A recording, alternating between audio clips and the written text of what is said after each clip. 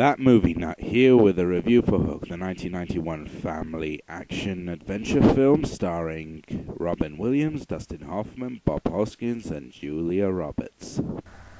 Hook follows a grown-up Peter Pan, otherwise known as Peter Banning, a successful businessman who unfortunately puts his business ahead of his kids, and as a result his son soon begins to lose faith in his dad. When they visit England to return to Peter's childhood carer, played by Maggie Smith, his children get kidnapped by Captain Hook, played wonderfully by Dustin Hoffman, and as a result, Peter must journey back to Neverland and discover his lost origin. Now, one thing about the movie that can't be faulted in any way is the design. It is gorgeous. It is very much the quintessential family film look. It has a warm, glowing aura to it. Everything is bright and light and in your face.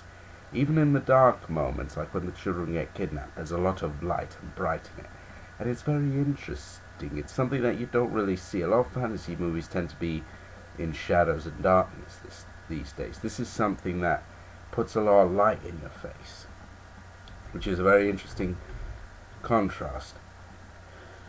The cast all do surprisingly good jobs. Dustin Hoffman, as I've mentioned, is very enjoyable as Captain Hook, and Robin Williams surprisingly disproves that age-old stereotype that comedians can't act, because he pulls off a very interesting performance of a man who can't believe his incredible origin as basically, essentially, in a nutshell, pretty much the world's first superhero in many senses. Bob Hoskins as Smee is, of course, as always, very snidey and enjoyable. Julia Roberts, on the other hand, it's okay, but let's be honest, who here seriously imagines Julia Roberts as Tinkerbell? I mean, come on, there are about a million other actresses out there who you can imagine as Tinkerbell, but Julia Roberts? Nah.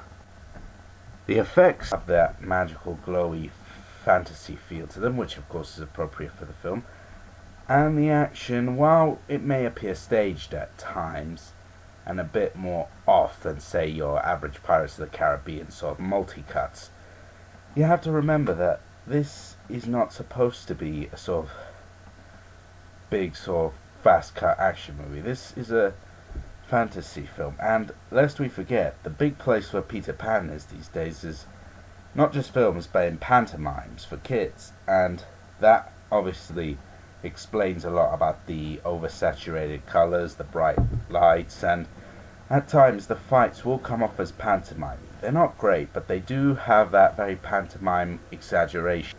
Now, the final thing to comment on is the script. It's serviceable. It's nothing unique or clever or great, and two of my big complaints are, the first one is, it takes too long for Peter Banning to become Peter Pan again. You literally spend pretty much the first, hour or so of the movie waiting for Peter to transform into Pan, and it just doesn't happen, and we get a load of redundant stuff at the beginning. Like, some people could say it's necessary, but to be honest, that bit on the plane wasn't really all that required, and there are moments where they could have cut down on, because I felt that they spent too long on the kids. Like, I know they're supposed to be the focus, but they just seem to get in the way. A lot of times they said redundant things or things that didn't contribute to the story. And the other big complaint, of course, is the kid, the son himself. Now, a lot of you are saying, well, what's the big deal with that? Well, the thing is that, yeah, it's okay for him to be annoyed at it if his father misses his ball game, but I don't think that if you're so annoyed you draw a picture of your father getting burned alive in a plane crash.